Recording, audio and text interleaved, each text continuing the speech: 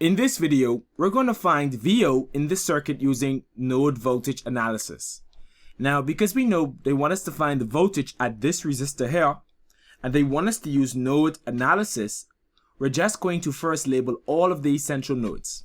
We know this is going to be an essential node, and we have one more essential node at the bottom here.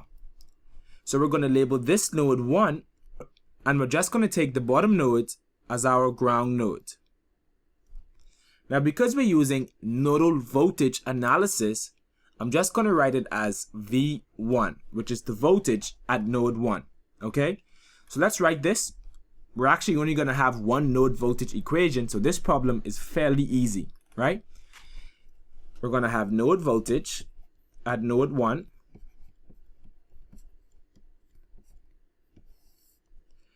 So we have the node here, and we have a voltage source. So we're going to take the difference of these two voltages divided by this 6K resistor, because we're assuming that the current is leaving the nodes going in this direction here. So we're going to have V1 minus, now notice most of us are just going to write 10 volts, right? But look at the polarity of this voltage source. We're actually going to be entering the negative terminal. So we have to account for that.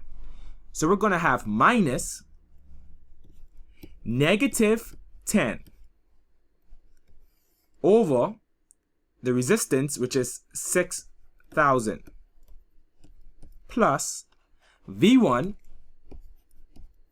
over 4,000 plus, now when we look at this side, we're assuming the current is flowing in this direction. So we're going to take the difference between V1 and this 12 volt source and divide it by 3,000 to get our current. So we're going to have V1 minus, now we know we're going to enter the positive terminal, so we're going to leave it as a positive 12. So V1 minus 12 over 3,000. And all of that equals 0. Now let's start to simplify this. We know the LCD between these three terms is going to be 12,000. So when we simplify this, we're going to get 2V1 plus 20 plus 3V1 plus 4V1 minus 48 equals 0. Now, as we continue to simplify this, we're going to get 9V1 minus 28 equals 0.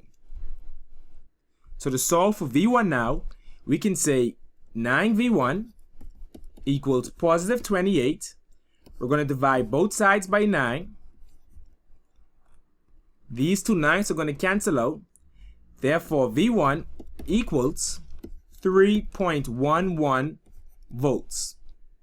Okay, now that we have the value of V1, we should know the value of VO, which is the voltage across this 4K resistor, because the value of the voltage at this node is going to be the same value of the voltage to this resistor here, which means V1 equals V0.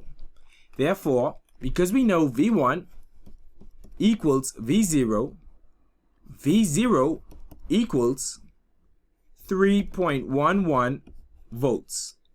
So this is going to be our answer for this particular problem, 3.11 volts. The most trickiest part about this particular problem was the polarity of this voltage source.